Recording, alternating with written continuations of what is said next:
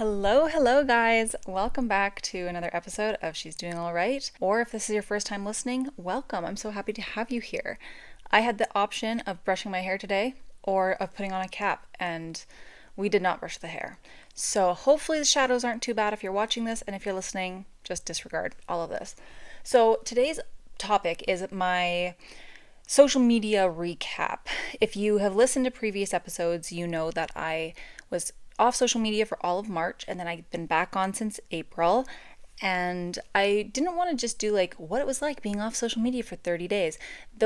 That's so many videos. Like there's so many wow, there are so many pieces of content and so many videos of that on YouTube, and I'm sure there's podcasts and stuff about that. And also probably exactly what I'm doing as well. But I wanted to take those 30 days that I'd had off and then compare to see how it's different being back on social media and having those apps back on my phone. So today we're going to go over a little bit of the pros and cons, some of the perspective I've gained, and then I have a little bit of stuff that is like, I don't know if it's a pro or a con. It's just is. And yeah, I think if you are interested in this, if you've ever taken a 30-day or even like any social media break, you will appreciate this. And if you've never taken one but you've thought about it, definitely listen and see if it's right for you. I kind of have gotten to the point where I think I want to take one go once a week. No, go for 1 week every quarter of the year. So it'd be about 4 weeks a year and just reset. So let's jump right into it. The pros of this break that I took. The number one pro was that I saved so much money. Today's April 30th that I'm recording this, so I just redid my spending budget. I kind of look at what I spent, where is it going, all of that. And immediately I was up a lot of money that I've spent this month versus March. Part of that is the fact that it's April, it's spring, we're buying zoo passes, we're buying gardening stuff. My husband and I are finally getting some date nights. So like there was a little extra natural spending. But I think some of it was also influenced just by social media.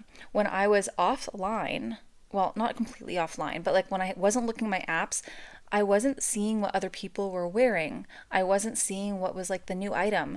I don't really give into trends that often, but I definitely find that I am influenced by those little things, just like little subtle things like check out this thing for your hair. And then it's on my radar. So maybe I don't even buy it that month, but eventually I go try it. When I was offline, I really had no interest in that because who was I going to try and copy? Who was I trying to, who was influencing me? Just myself. So yeah, I saved a lot of money. The difference though is that I did spend more money on baking because I was so bored that I was baking so much. And right now we just got our electricity bill and that's up and we were like, what happened? My husband's like, you were baking so much in March. I'm like, yeah, good point. So social media, is it saving us money? Is it costing us money? Probably more costing, but I don't know if it's like a crazy amount difference. One thing I did with that subject though is I did start keeping a list of everything I wanted, and I kind of just practiced delayed gratification. So I wrote down things like a tricycle for my daughter or like vitamins that I plan to buy once we ran out. So I'm writing down the things that I'm going to need or that I want to get even after even though I know I still have something and it's just like a future purchase, kind of like a grocery list, but just for my general wants. Things that might have been a previous impulse purchase, but now it's going to be more of a delayed gratification. That, I think, is the one thing that slipped up. Now that I have social media back, I'm kind of like, oh, let me just go grab it. And I'm not sure why there's that correlation, but it's definitely noticeable. Also, let's count how many times I say social media. I'm sorry, it's probably going to get annoying. I'll try and substitute the words apps, but I don't know. Anyway, moving on. Number 2, the second pro that I really noticed was that I let myself get bored. We always talk about how good it is for kids to be bored, and that's how they get their imagination and like they can learn how to tell stories, and it's important that kids are bored. When was the last time you were bored? Like truly, when was the last time you did not distract yourself with something and you just sat there until you're like, well, I could go clean something or I can go play outside or whatever, go on a walk. Just doing something that doesn't involve your phone or a movie. Like I feel like puzzles and coloring and even listening to a podcast now and then, I feel like those things are not as distracting. They can totally jump into that, but a lot of times those are like solutions that still help our creativity, especially the mindless ones like coloring and puzzles. I love doing that, or painting. You can kind of let your mind wander while you're doing that activity. So, yeah, I was bored. I do a lot of baking when I'm bored. I also had mentioned I downloaded Word Games. I downloaded that New York Times Games app, and then I'd gotten like another cryptograms or something like that. So I was playing those word games, but I found that they wouldn't hold my attention as long because it wasn't someone feeding me content. I had to solve puzzles. I had to like think a little bit. So I would be in the middle of a puzzle, I'd get a little bit bored of the puzzle, and instead of swiping up to the next game, because that's not an option, or wanting to go to a new video and like have someone else entertain me, like, okay, next, next, next, I just put my phone down. And I was actually putting my phone down way more. I'm noticing my screen time's gone back up. I didn't even write that down in my cons, but that is definitely one of the cons. And I think it's because I'm spending more time watching content rather than actually lifting up my phone for a purpose. So that was the second pro, is that I definitely like let go of my phone. I let myself be a little bit more bored. The third one was, well, technically it's the fourth one that I wrote down, but I spend more time with my kids because of the fact that I was bored, which is a little bit sad. Like, I didn't realize that I was distracting myself from my kids. I did. I did know I was doing that because it was on purpose, but I didn't know I was doing it as much. I catch myself even now. My son's like, Mom, you want to come play this game with me, or come play Bear Dino, or you want to come do this? And I'm full of, like, I'm afraid that on my epitaph it's going to be like, here lies Sarah Carter. And in quotations, it's like, not just yet, or yeah, in a minute.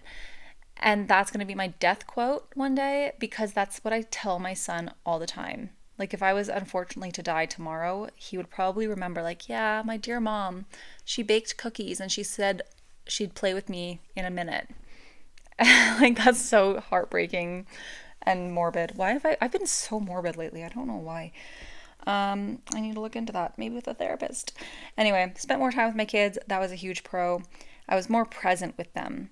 I'm always spending time with them, but I was just way more present with them.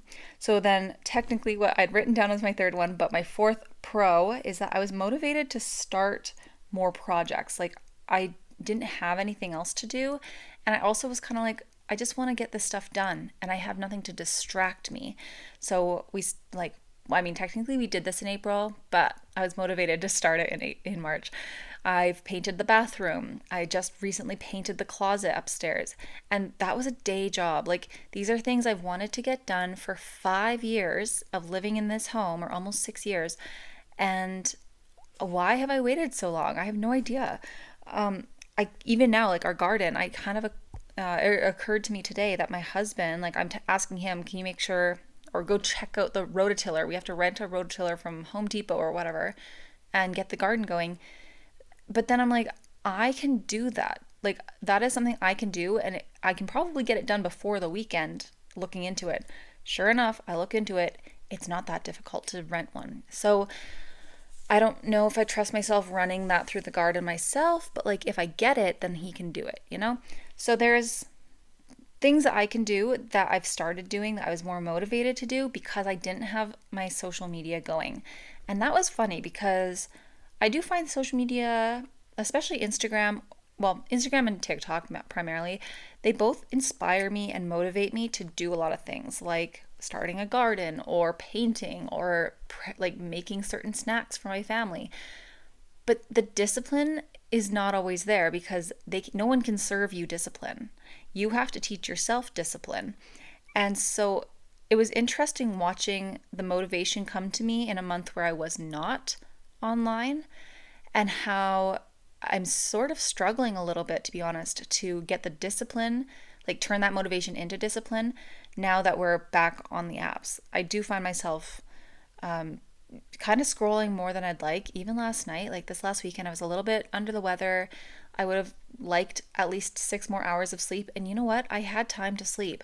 But every single night I felt like I wanted just 5 minutes on my phone. And have you ever spent just 5 minutes on your phone? Not I.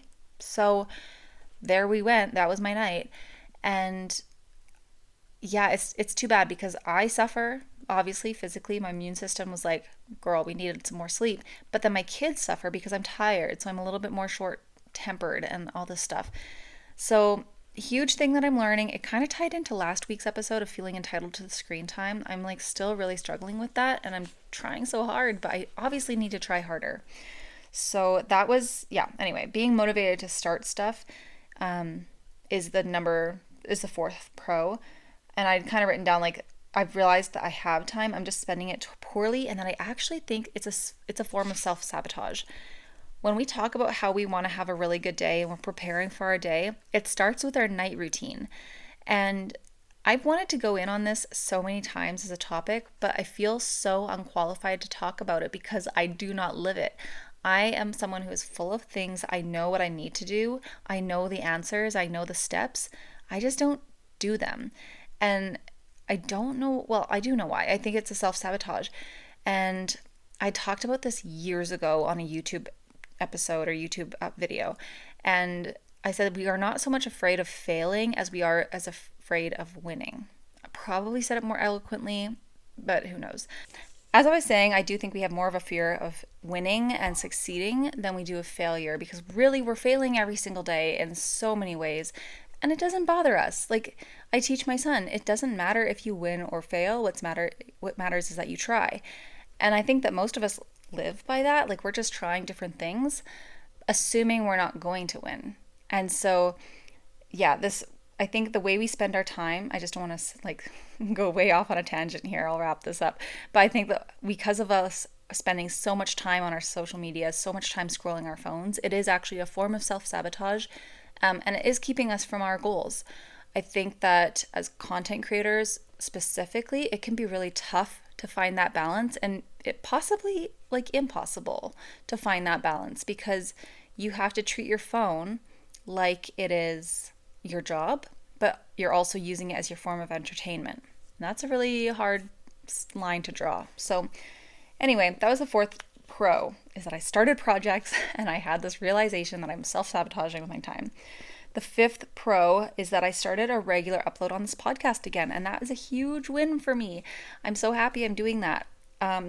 Episodes have been kind of like sporadic in what topics are. I'm trying to figure out where I'm going with it, but it's been really fun and encouraging for myself just to stick with something that's not just kids or work focused. Like this doesn't really give me any material benefits in any way.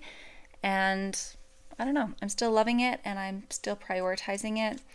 And I think that it's something I've been wanting to do. Like literally it's been on the top of my to-do list for over a year of like consistency wise. And we look at the track record and it's been huge gaps and huge breaks.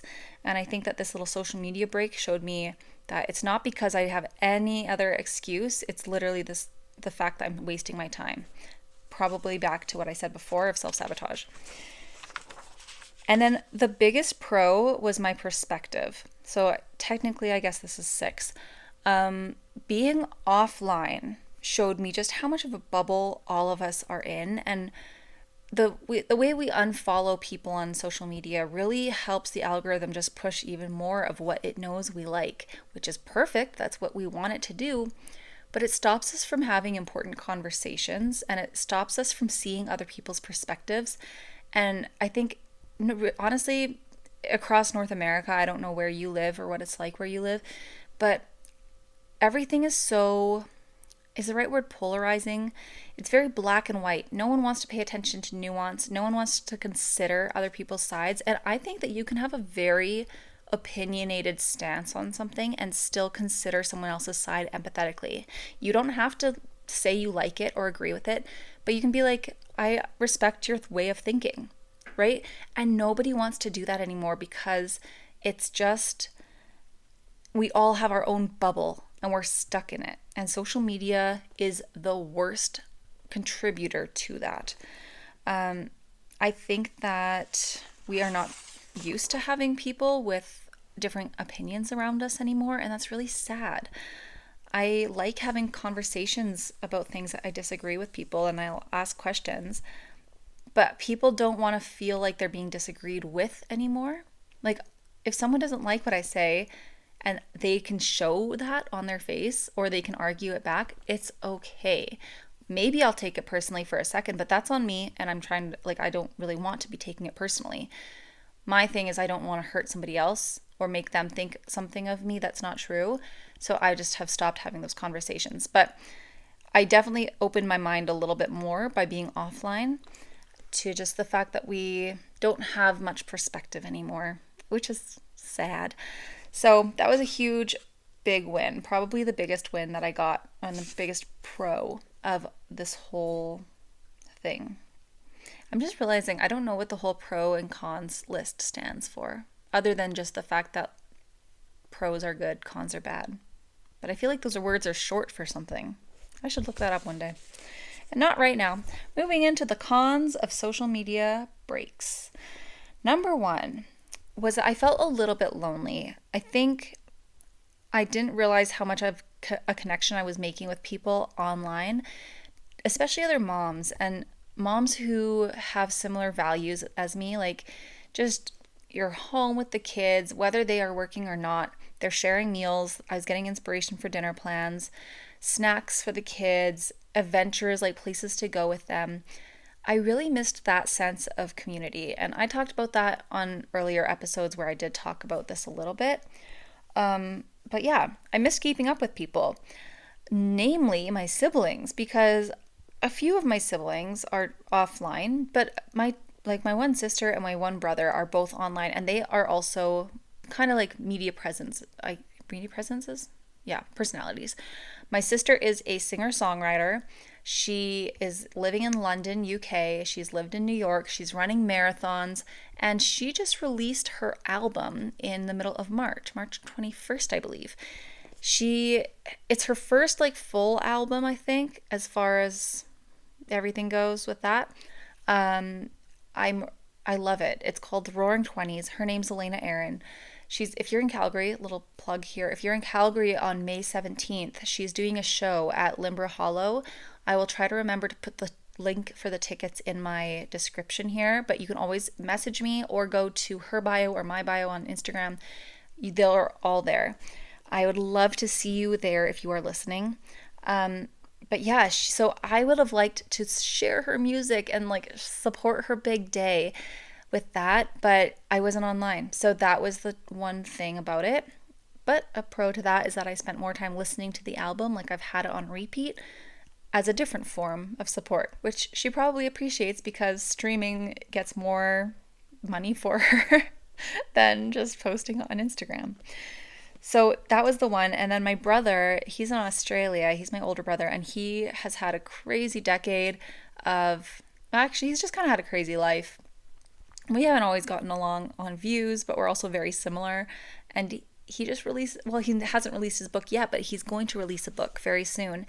And he's announced stuff that I wasn't able to share as frequently as I would have liked. So things like that, where keeping up with people, I don't know if I realized just how much I relied on social media for that. Even just DMing people as a form of, instead of texting. I don't have as many people's numbers as I thought I did, that I'm like, oh, these are my friends, and I've never texted them. We've always been in the DMs. So that's okay. That was a con, but I mean, there's ways around that. The second one is, I mentioned this before, I baked because of, I was so bored. So our electricity bill went up, our grocery bill went up a little bit. And I was also not meeting my workout goals quite the same. The pro is that because I was offline and I was baking more, I was working out more. So I don't know, those ones kind of balanced each other out, I guess. I did find new workout splits. I was more interested in different things. I tried different recipes. Man, these cons are all kind of sounding like pros, actually, now that I'm saying it. So, okay. I think that's it. That's all I wrote down for my cons. These are the pro cons, the ones that I'm like, I don't really know how they went. The first one is that I had zero routine for the first 2 weeks. I had planned to just go offline, make so much content. I was writing down ideas. I wanted to film, edit, and batch a ton of stuff that I could start posting for both the podcast and then my own personals. And I was actually so surprised at how just blah I felt. I had no routine, and I'm not sure if it's because my phone was my morning routine before, which if that's the case, that's like very unsettling. But I also think that I was just overwhelmed. March was going to be an anxious month anyway. That's partly why I took the month off.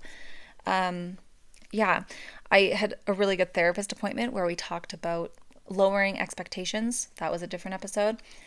Also, side note, I didn't realize until like 2 weeks later that I'd named that episode the exact same as an episode about 4 weeks earlier than that, or 4 episodes before that. So that was awkward, and I can't seem to change the title. I can't figure that out, so that's fine.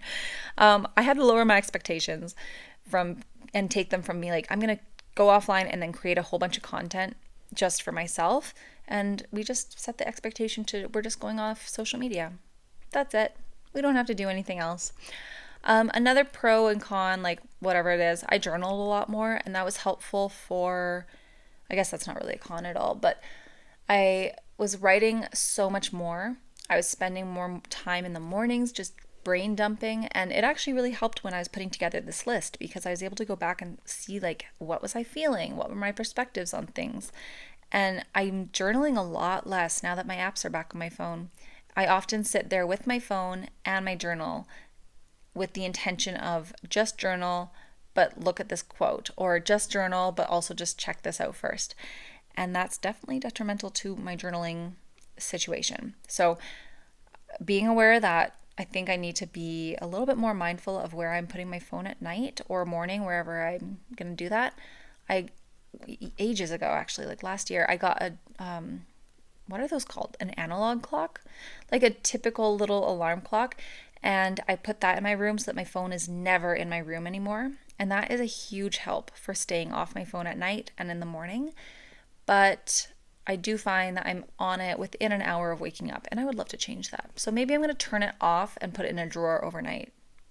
And that brings up some weird feelings. I don't like the idea of that. So we're going to dig into that and we're going to do it because it's uncomfortable and clearly needs to happen. All right, the last thing I've got here is just a little bit of how I felt without it. Like I mentioned, I was lonely for a little bit.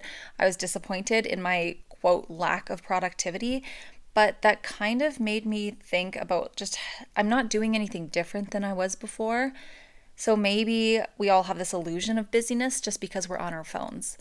And I think about that, like I mentioned with my kids, how often my son is like, Mom, can you come play with me? I'm like, yeah, I'm busy, 1 second. Or I might not say the words I'm busy, but I'm like, yeah, give me 1 minute. I just got to finish this first. And what am I finishing? Watching a video or typing out a caption, messaging a friend back. Those are all fine things, but I think that they shouldn't be the priority in our lives. Like those are really nothingness.